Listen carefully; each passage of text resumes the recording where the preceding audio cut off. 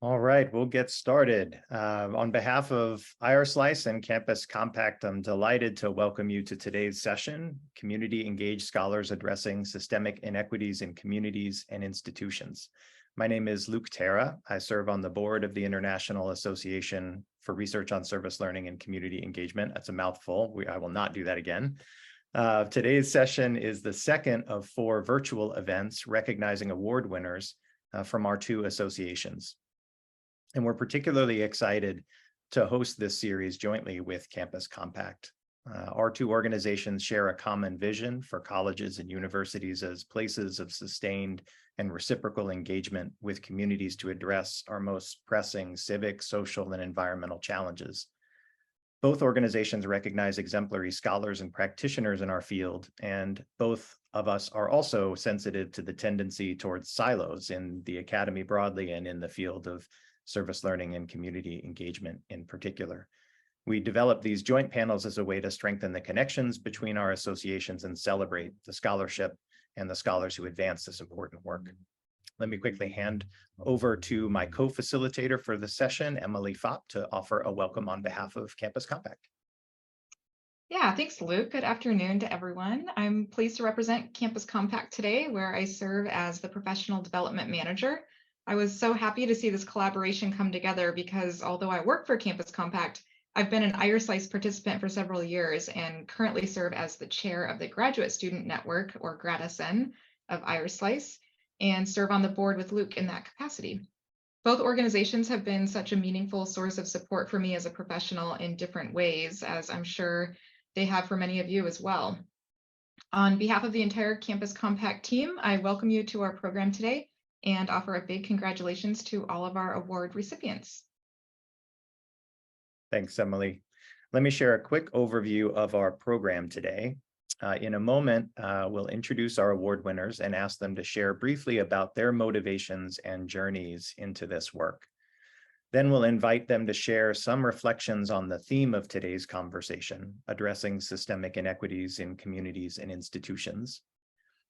At that point, we'll move to smaller breakout rooms for questions and conversations. Each of our 2 award winners will have a breakout room, and we'll invite you to join and engage with them in conversation. We'll give about 10 minutes for those breakout rooms, and then we'll reconvene, share a few highlights, share the remaining 2 upcoming programs, and then break.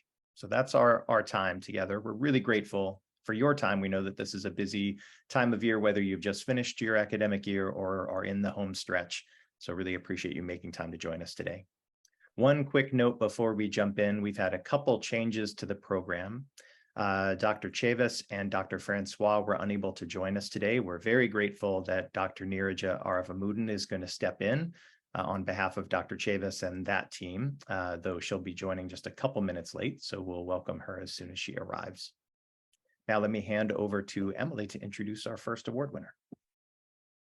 Yeah, so I have the great honor of introducing Dr. Jennifer Carrera, who received the Ernest A. Linton Award for the Scholarship of Engagement for Early Career Faculty, presented in partnership with Brown University Swearer Center.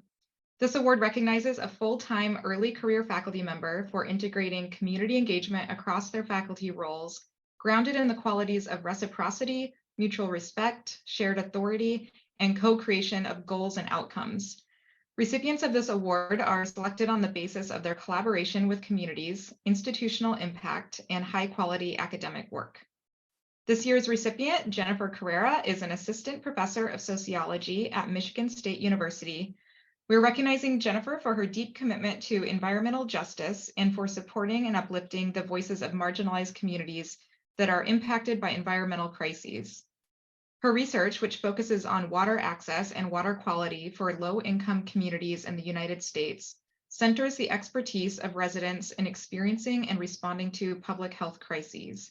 She undertakes this work through a racial equity lens, exploring how structural and historical systems perpetuate disparities of environmental health. Through her work, Jennifer aims to arm community members with the tools they need to promote their vision of health and well-being and to hold those entrusted with ensuring public health accountable. For the past 7 years, she has worked with the residents of Flint, Michigan across multiple projects, supporting their effort to find answers to ongoing questions about local public health. Congratulations on this very well-earned recognition, Jennifer. I look forward to hearing your reflections about your journey to this work and some of your key motivations. I'll let you take it away. Thank you. So we were asked to share some photos with you about, what led us to this journey. And the photos that I opted to share with you are actually during the journey, and those are my team members. I think it's really important that in any instance of recognizing the work that I do, that we collectively understand that this work is not done by me as an individual. This is work of a community, and I get to participate in that, and that's an incredible privilege. So the folks that you see pictured here are the members of our Action Council. We've got in the upper left Pastor Cynthia Watkins, who was co-presenting with me when we received an award at Michigan State University for outreach and engagement. In the lower left, you see Cynthia on the right, and then next to me in the middle is Melissa Mays and Pastor Ronnie Wiggins.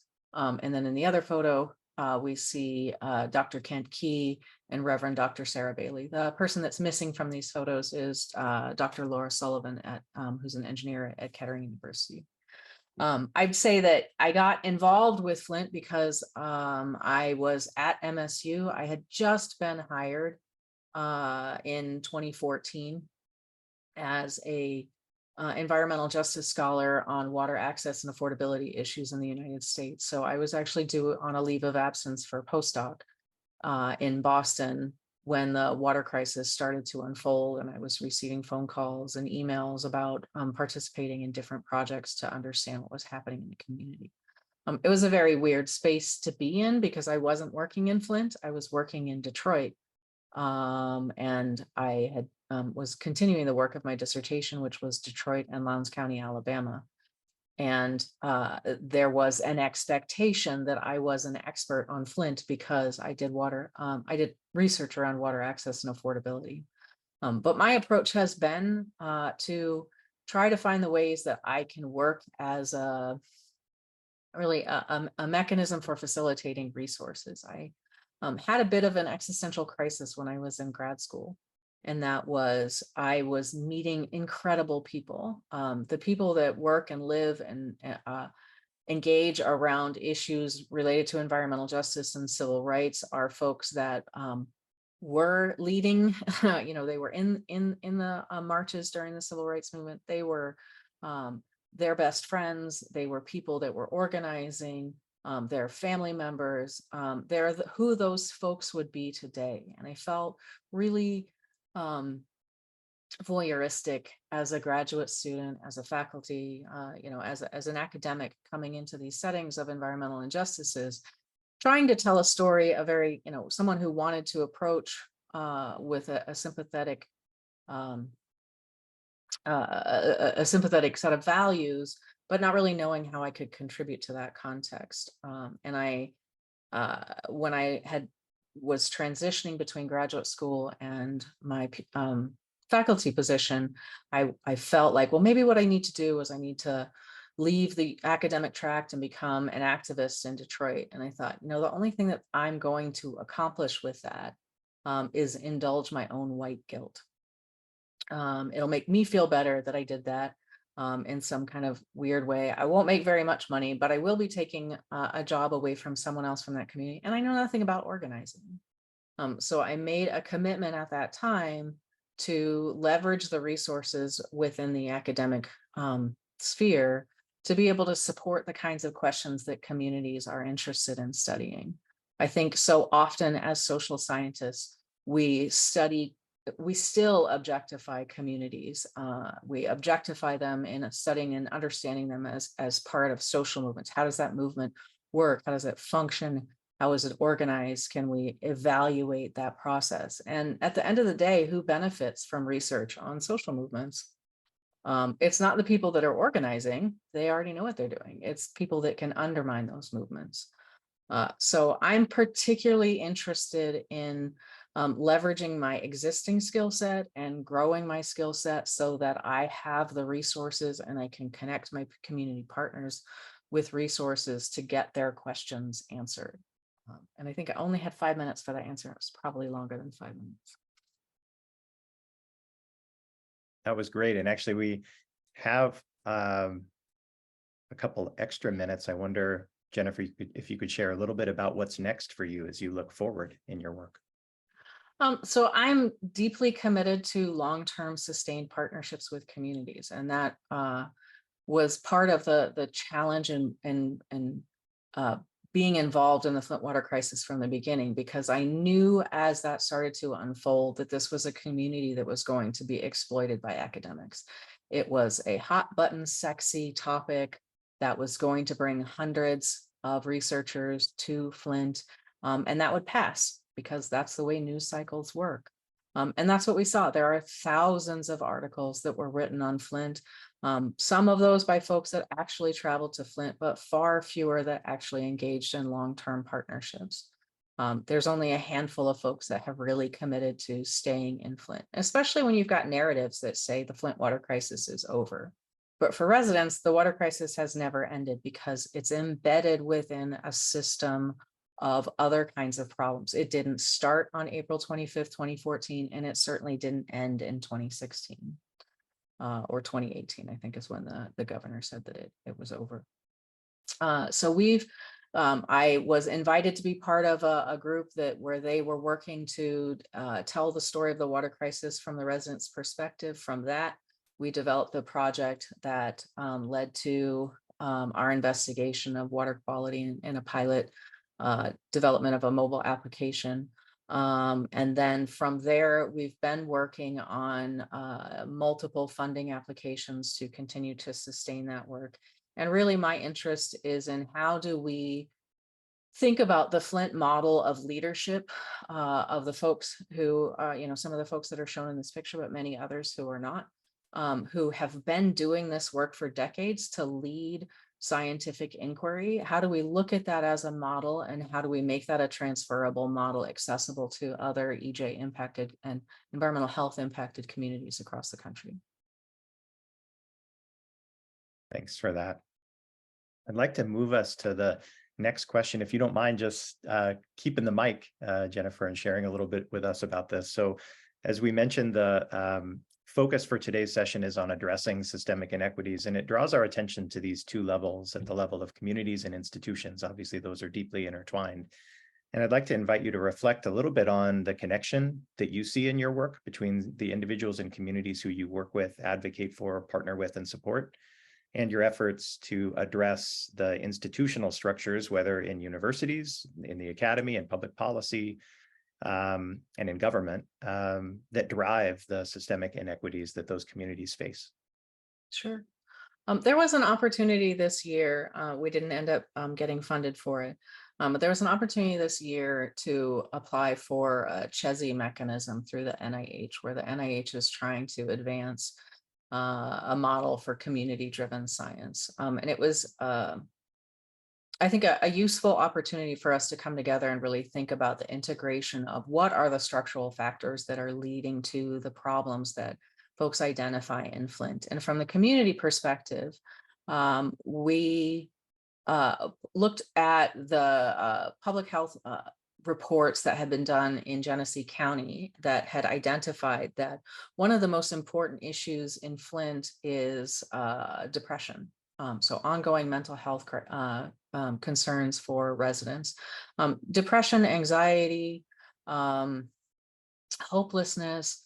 One are very common conditions under conditions of poverty, and two, they also appear in communities that have experienced disasters. So it's not surprising that we would be seeing folks experiencing high rates of depression and anxiety in Flint. And so as a community in these conversations, what do we understand as the lever of change for this? Well, if you think about what's happening there, the lever of change for the community was thinking about access to housing and housing availability in a more in a more traditional funding application, you would probably see that focus on homelessness or houselessness. But the way the community was conceiving of that is also the state of precarious housing. And so you've got folks that have current housing, but their status is precarious in that they're one payment away. They're juggling utilities. They don't have a sense of safety in their home, either because the environment is threatening or because their relationship with their landlord is threatening. So there are a lot of reasons why people might be in a precarious housing situation where they might shift in and out of homelessness on a regular basis. So it's from a community perspective, that's really where that conversation was happening. I want to always be careful that I'm not the right person to say what the issues are for the Flint community. I can relay the conversations that we have, particularly because I have access to venues like this. And in this kind of a venue, it's important for me to leverage this opportunity to share what the community thinks has arisen out of these conversations, what their priorities are. So as we've gone through processes to really support community capacity to make the transformative changes they want to see, some of that has to do in terms of creating capacity to apply for funding. That's one of the things we really saw come out of this process is even though NIH wanted to see community-driven projects, at the end of the day, there's a high level of technical literacy that comes into creating these grant proposals. And a lot of time. And if people aren't fairly compensated for their time and effort and provided the skills and opportunities to really apply for these, you don't get community-driven research. You don't get community-driven projects.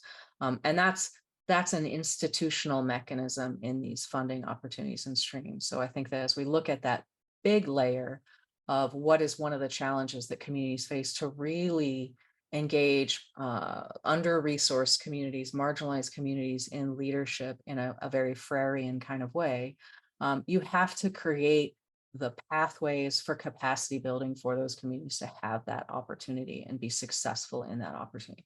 Otherwise, you get organizations that are representative of the community, and no criticism at all. I'm not stepping into that, but like, for instance, like a United Way might be more likely to get funded than a group of pastors from Flint because they have that institutional capacity versus folks that are organizing in their spare time and volunteering to try and create capacity for their opportunity to be funded for something like this. From my own personal perspective, as an academic, I try to integrate this approach through everything that I do.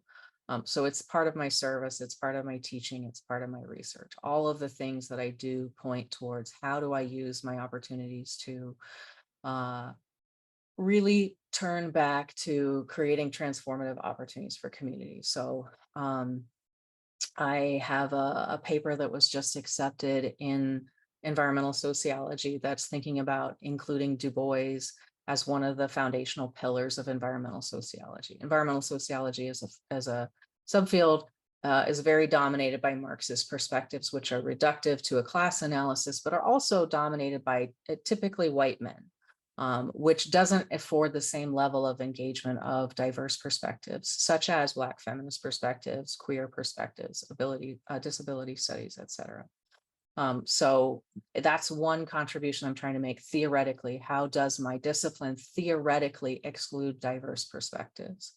I also have training in environmental engineering because as I was looking at sociology articulates problems really well, but not solutions in the slightest. You'll have, as a Social 100 student coming into a class, your whole world enlightened in terms of why do these problems exist in the ways that they do, but you'll probably leave fairly depressed, feeling like these are really intractable problems that we've offered you no real mechanisms for addressing in your life, which I think is a real disservice to undergrads, to not give them pathways on how we can actually make an impact in our communities. So in terms of environmental engineering, I saw that as an opportunity to engage in this solutions-oriented perspective. Unfortunately, as sociology doesn't think about solutions, environmental engineering isn't great about thinking about the social construct that leads to these kinds of problems. And they're like ships in the night, they don't integrate. So some of the work that I've been doing is around creating training for reflexivity and reflective listening. I think that if you really want academics to be able to work to support the leadership of communities, we have to do a lot of personal work and reflexivity and think about how we engage in these processes and how do we really listen to communities. If you look back at the water crisis in Flint, one of the major forms of violence that happened to that community was the way in which people were silenced, the way in which they were not taken seriously, the way that they were described as hysterical, which is gendered language. The way in which they were infantilized, treated like children, like, well, we need to protect them. They can't possibly understand these problems. That's in published academic, sympathetic academic literature. That's really problematic. So I'm not really working to transform folks that are outright hostile to the support for communities that are struggling. I'm really interested in the ways in which those of us who are sympathetic to these kinds of problems and want to position ourselves in transformative work, how do we keep these power structures maintained? I think as a kid, I used to think you needed to be president to change the world. And well, we can debate that. I think today we can see very well that, running for your local school board is also a really powerful way of transforming the world. And I think that when we focus on our immediate sphere of influence, and how first we're transforming the way that we approach problems, the way that we're able to listen and engage, and that's at its absolute core, the way that we're able to listen and reflect back to someone that we've heard them and what they say matters and how are we going to act on that. Then I think we can get to some of these big kinds of institutional changes. Thanks so much for that. Mm-hmm. I'm delighted next to introduce Dr. Neeraj Aravamudan, who, along with special issue editors Dr. Tabbye Chavous and Dr. Tania Mitchell, received the 2022 IronSlice Publication of the Year Award for a special issue of the Michigan Journal of Community Service Learning, centering social justice in the scholarship of community engagement. The special issue features 7 articles that offer insights towards advancing community engagement in social change, sharing positive impacts, promise, and continued challenges facing the field. The communities and concerns centered in the journal issue speak to the urgent need for equity-focused community engagement. And through the 7 articles, readers are challenged to recognize opportunities and confront barriers to enhance social justice through community engagement. I would encourage all of you to read the special issue if you haven't already, and I am going to drop a link directly to it in the chat to make that super easy. Oh, except that chat looks broken, so I'll fix it as Neeraj talks. Neeraj joins us to represent the editorial team in addition to her role as director of the Edward Ginsburg Center at the University of Michigan. She serves as part of the editorial team that produced the special issue of the Michigan Journal. Congratulations, Neeraj and team who's here in spirit. And I'd love to hand it over to you first to share a bit about your own motivations and journey into this work before we transition to the topic of the theme for our program.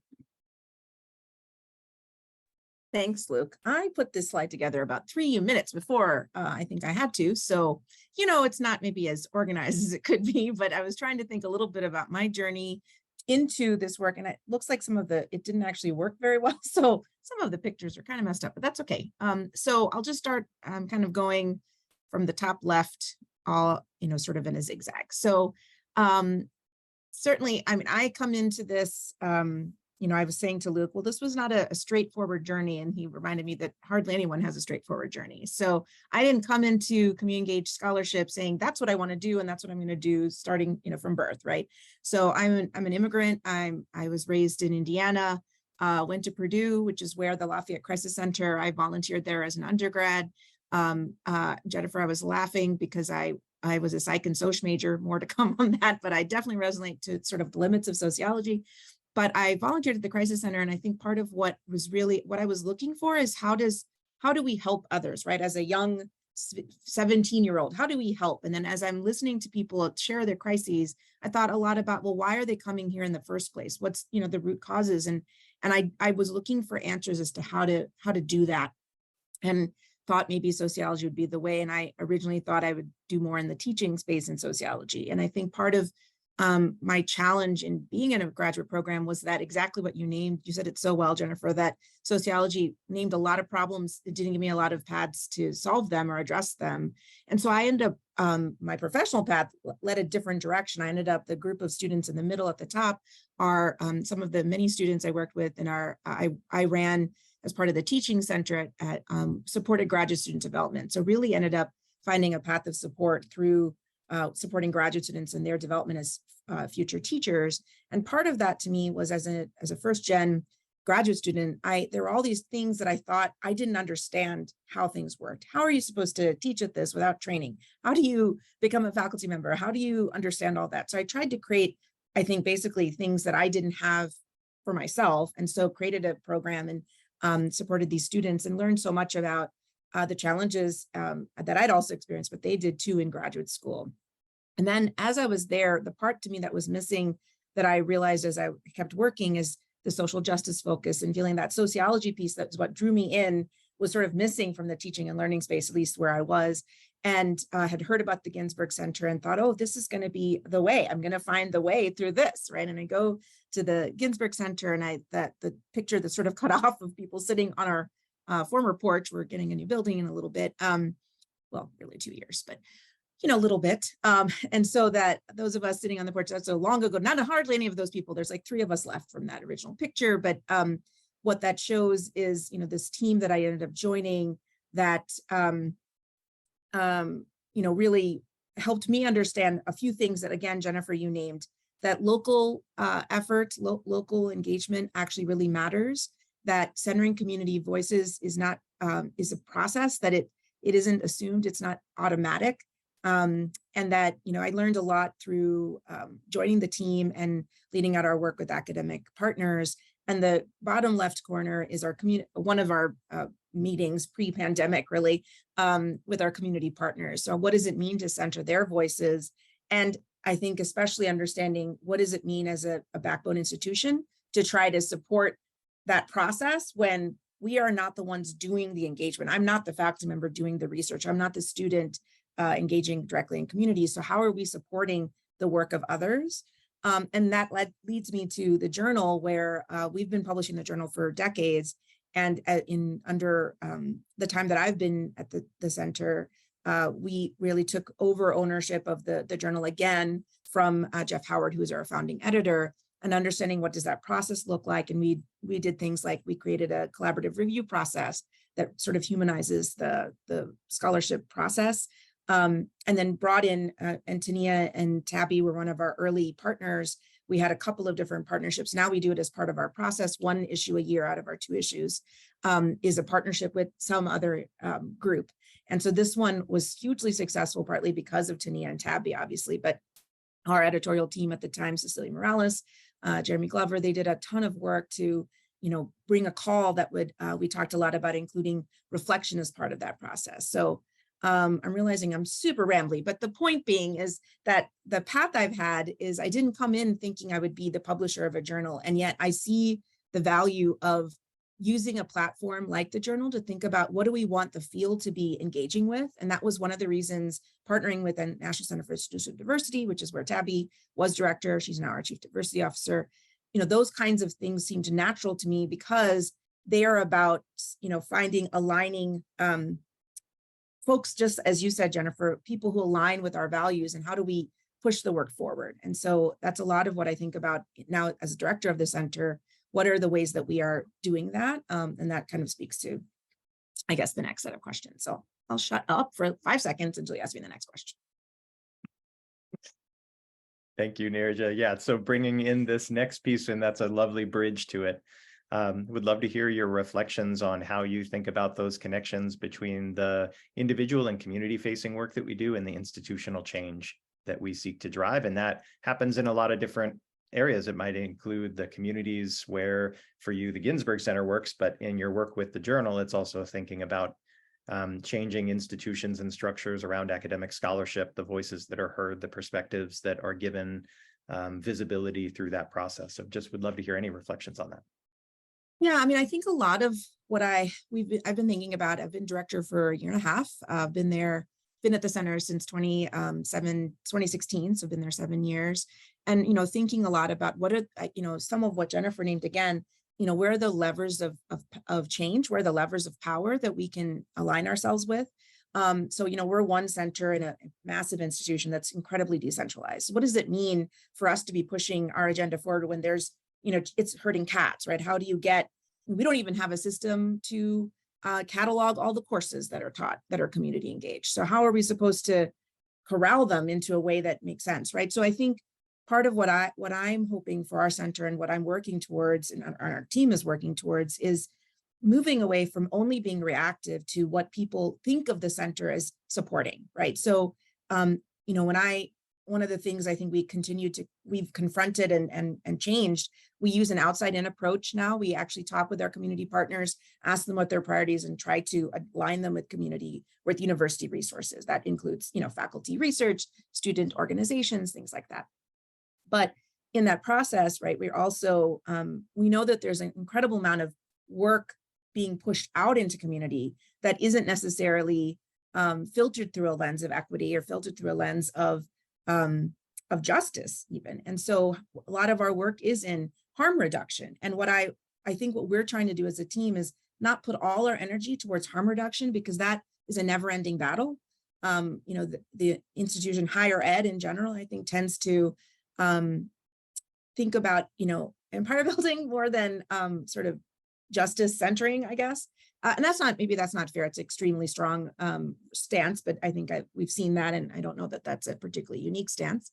And I think there are ways that what I think about is, what will help more people see that this is valuable, meaning community engaged scholarship that centers communities is valuable, and the ways we do that, right? So that we think a lot about the how of community engagement, not just the what. So my goal isn't for more people to do community engagement, but for more people to do it well and to thoughtfully. And so what does that look like? And so that is working with faculty. And again, to Jennifer's point, I'm not interested in our team convincing people who would never think about this to do it. I'm thinking about those people who've thought about it, wondering how to do it better, and then helping them do that, right? So whether that's through resources we offer, trainings, I would love, one of the things we work on is funding opportunities that, again, center community voices in that. Students, we try to intervene at the level of students and thinking about how do we help students who are starting student organizations and ask them to consider, do you need to start a student organization? Maybe what you actually need to do is find out what's already out there. That's 90% of our advising, right? And again, I don't think we're alone in that. And I think about the community partner voices. I've been thinking a lot about what does it look like to make inroads, to allow community partners to be at the table. So much of university efforts is community partners are the afterthought. There'll be research and then it's like, oh, I guess we should share this with community. Let's make a one-pager. And we haven't asked them what they want on the one-pager, if they even wanted a one-pager, or what research they actually wanted to be done in their community or with them. And so I think part of this is looking at things like broader impacts and how are we asking folks, how are we preparing folks to think about broader impacts, right? What does that mean? What do STEM scholars think about broader impacts? Sometimes that's just, we are going to support graduate students who are doing this work. That is considered broader impact, but there are so many other layers that I think community engaged scholars think about that we actually can provide a lot of expertise. So I guess I think about, I'm definitely thinking about this from the hat of a director of a center, is where are the mechanisms that we can show that the things we know are actually aligned with university efforts that are going to happen anyway, right? So I think a big piece of this is leveraging our position to try to advance sort of community centered efforts, right? And I think with the journal, a lot of I think with the journal and the center's work in general, I'm trying to center sort of what do we want to see rather than what do we want to prevent. And I think with the journal, there are so many, that's why I think the partnership approach we've taken in the last 4 or 5 years has been really powerful, because then we can say, what are the things we want to put out in terms of scholarship? What kinds of scholarship do we want to support? And who might be well positioned to support us in doing that, right? We're not the experts in everything. So partnering allows us to build off the strengths of others, right? Rather than assuming we have all the answers. And so I think that to me is parallel to what Jennifer was saying, and trying to think about the ways that how to decenter the university in some ways, and how to decenter even our center in that, and center more in sort of outcomes and impact, community impact. So not quite as eloquent as Jennifer, but I will leave it there. That was great. Thank you so much, Neeraja, and Jennifer as well. Both of you shared just really valuable insights and reflections. And I'm sure you've stirred some questions from our audience today. So we'd like to give them an opportunity to join the conversation. My colleague Shaquan has created 2 breakout rooms, each with one of our award recipients, where you'll be able to ask questions and explore ideas together. And Shaquan will correct me if I'm wrong, but you should be able to select the room that you'd like to join, wherever that conversation you want to have is. And we have just over 10 minutes for discussion in the breakout rooms. And then we'll come back at 3:50 Eastern time, 12:50 my time, to wrap up. And so you should be able to head to those breakout rooms now.